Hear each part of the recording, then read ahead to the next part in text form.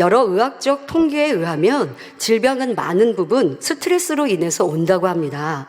이 스트레스 중 대부분은 정신적 질병, 곧 미움과 증오, 그리고 용서하지 않는 마음에서 생긴다고 하지요. 그래서 최근에는 정신과나 심리치료에 용서 치료 프로그램을 활용하기도 한다고 하는데요.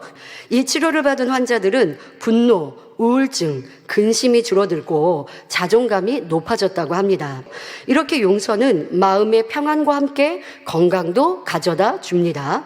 오늘 말씀을 들으면서도 이런 평안과 쉼을 가져보시길 바랍니다. 만약 평상시 여러분을 괴롭히거나 힘들게 하고 피해를 입힌 악한 사람이 큰 어려움을 당한다면 여러분은 어떤 마음이 드시나요? 세상 사람 중에는 손뼉을 치며 좋아하거나 잘됐다, 속 시원하다 하는 사람도 있습니다. 하지만 선한 사람들은 저 사람이 죄를 지은 것도 불쌍한데 어려움까지 당하니 참으로 안 됐다 생각하지요. 자, 다윗을 통해서도 이런 선한 마음을 잘 알 수 있습니다. 자신을 미워하여 죽이고자 혈안이 되어 있던 사울 왕을 이제 다윗이 죽일 기회가 생겼습니다. 하지만 결코 해를 끼치지 않았지요. 더 나아가 아버지여 부르며 선한 고백을 이룹니다.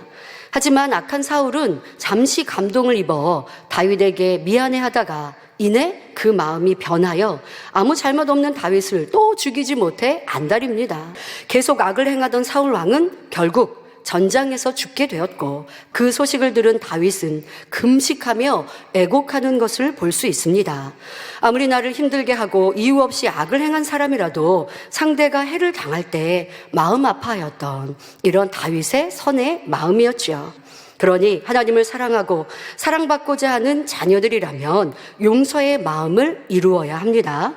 용서가 하나님의 마음이라 말씀드리니 간혹 구약 성경에 하나님께서 사람들을 멸하는 장면을 떠올리며 하나님을 오해하는 분들이 계십니까? 성경 내용을 정확히 알면 하나님의 사랑과 용서를 충분히 깨달을 수 있습니다. 먼저 창세기 18장 19장에 나오는 소돔과 고모라의 심판입니다. 소돔과 고모라는 죄악이 극에 달한 도시였습니다. 그런데도 하나님께서는 바로 멸하시지 않고 그들을 살릴 수 있는 작은 근거라도 찾고자 하셨지요. 그러자 하나님의 마음을 지극히 닮았던 아브라함은 그 소돔과 고모라 성 중에 의인 50이 있으면 용서해 주실 수 있을지 조심스럽게 여쭈었습니다. 그러자 하나님께서 내가 만일 소돔 성 중에서 의인 50을 찾으면 그들을 위하여 온 지경을 용서하리라 라고 말씀하고 계십니다. 그런데 50인이 없었죠. 아브라함은 거기서 포기하지 않고 계속해서 40인, 30인, 20인, 10인의 의인을 찾으면 어떻게 하실지 여쭙니다. 그때마다 하나님께서는 용서를 약속하셨습니다. 자, 안타깝게도 소돔성에는 의인 10사람이 없었습니다. 이렇게 소돔과 고모라의 심판을 통해 하나님께서는 한두 번 잘못하니 곧바로 심판하시고 멸하신 것이 아니라 또 살피시고 깨우쳐 주시며 어찌하든 기회를 주시고자 하시는 분임을 알 수 있습니다. 사람이 심히 악하여 스스로 멸망을 자초하는 것임을 깨달아야 하지요. 지금도 하나님의 사랑의 권면을 듣지 않고 악에 악을 쌓아간다면 당장 심판을 당하지 않는다 해도 결국 사형 선고를 받은 것과 다를 바 없다는 것을 기억해야 합니다. 출애굽한 이스라엘 백성들이 가나안 땅으로 들어가는 과정에서 하나님께서 그 땅에 살고 있던 아모리 족속을 진멸하게 하신 것도 마찬가지입니다. 하나님께서는 아브라함 당시에도 가나안 땅에 살고 있던 아모리 족속의 죄악에 대해 알고 계셨습니다. 또 그들이 이후로 더욱 악해질 것도 아셨지만 400년간 참고 기다리시며 그들에게 기회를 주셨습니다. 그리고 오래 참으시며 기회를 주셨지만 아모리 족속은 돌이키지 않았고 악을 더 쌓아감으로 결국 죄악이 가득 찼을 때 그 땅을 이스라엘 백성에게 주셨던 것입니다. 그러나 그 가운데서도 여리고성에 살았던 라합과 그 친족은 구원해 주셨습니다. 이렇게 하나님께서는 오래 참고 용서하실 뿐만 아니라 이방인 중에서도 의로운 사람을 찾으시고 그들을 멸하지 않으심은 물론 복 주시는 사랑의 하나님이십니다. 이런 하나님의 섬세하신 사랑과 긍휼하심을 깨닫고 무서운 하나님, 심판의 하나님으로 오해해서는 안 될 것입니다. 우리의 아버지 하나님은 용서의 하나님, 사랑의 하나님이십니다. 이제 사랑의 하나님의 용서와 그 주시는 복을 받은 경우를 요나 선지자 시대에 살펴보도록 하겠습니다.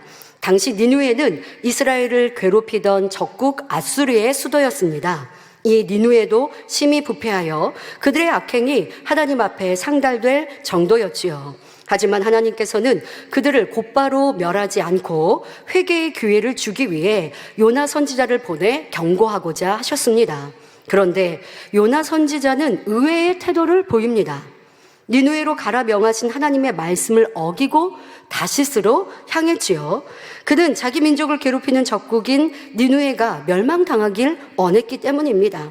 하나님의 낯을 피해 다시스행 배에 올라 또 하나님의 낯을 피하니 배 밑창에 나름대로 숨었어요. 큰 풍랑을 만나게 되었고 벗어나려고 최선을 다해 보았지만 결국 파손할 위기에 놓이고 말았습니다. 이 재앙이 누구 때문인지 알기 위해 그 배에 탑승한 이 승선한 사람들을 모아서 제비를 뽑았습니다. 그런데 그 제비도 얼마나 정확하게 뽑힙니까? 영락없이 요나가 뽑혔고 요나를 바다에 던지니 바다는 이내 잠잠해졌습니다. 자, 그럼 이제 요나는 어떻게 되었을까요? 용서하시는 하나님께서는 하나님의 낯을 피하고 불순종한 요나마저도 그냥 멸해버리지 않으시고 한 번 더 기회를 주십니다. 그래서 니누에로 가서 이제는 외칩니다. 40일이 지나면 니누에가 무너지리라 하고 그 하나님의 뜻에 따라 외쳤습니다. 온 백성이 하나님을 믿고 그리고 금식을 선포하고 하나님 앞에 회개하는 것입니다. 그 소문이 왕에게까지 들리자 왕도 마찬가지로 회개하며 조서를 내려 선포합니다. 그러니까 입술로만 회개하라는 것이 아니라 행함으로 온전히 돌이키는 철저한 회개를 하라고 이렇게 명하고 그 백성들이 왕으로부터 시작하여 짐승에 이르기까지 그렇게 행한 것을 볼 수 있습니다. 하나님께서 뜻을 돌이키시고 그들에게 내리리라 말씀하신 재앙을 내리지 않고 용서해 주셨습니다. 누가복음 15장 7절에 죄인 하나가 회개하면 하늘에서는 회개할 것 없는 의인 99으로 인하여 기뻐하는 것보다 더하리라 하심과 같이 기뻐하시는 사랑의 하나님이시지요. 또 철저히 회개하여 돌이키면 전에 지었던 죄나 잘못을 기억지도 않으심을 사도 바울을 통해 잘 알 수 있습니다. 사도 바울은 원래 예수 믿는 사람들을 몹시 핍박하던 사람이었습니다.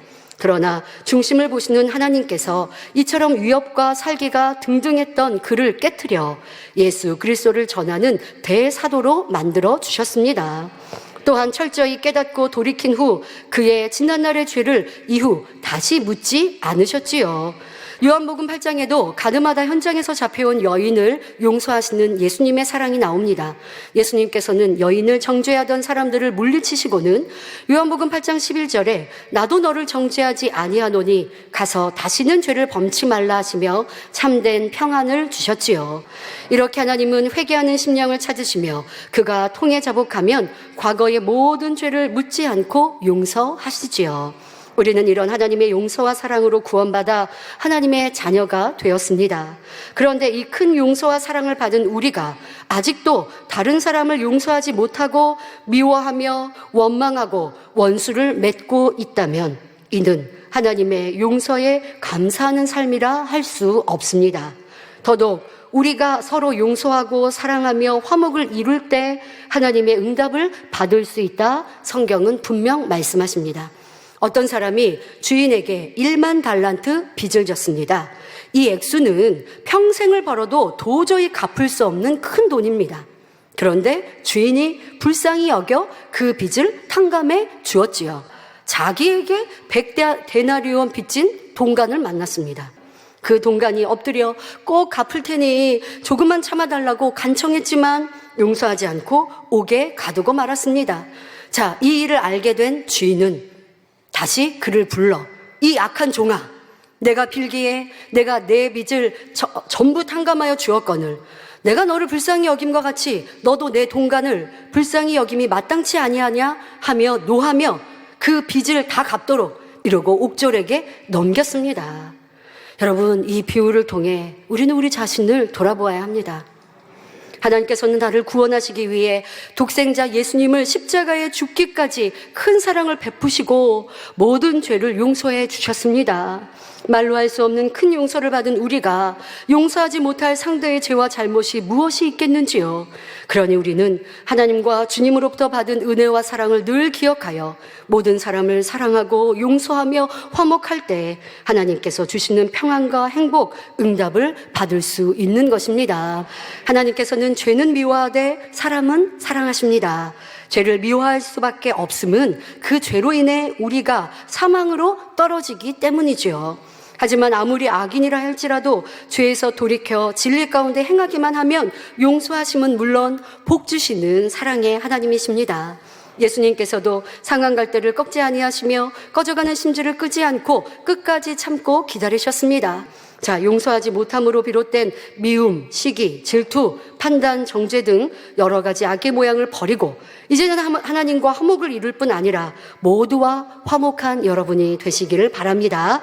그리하여 치료하시고 응답하신 하나님의 응답과 크고 놀라운 복이 이 시간 여러분 모두에게 임하시길 기원 드립니다.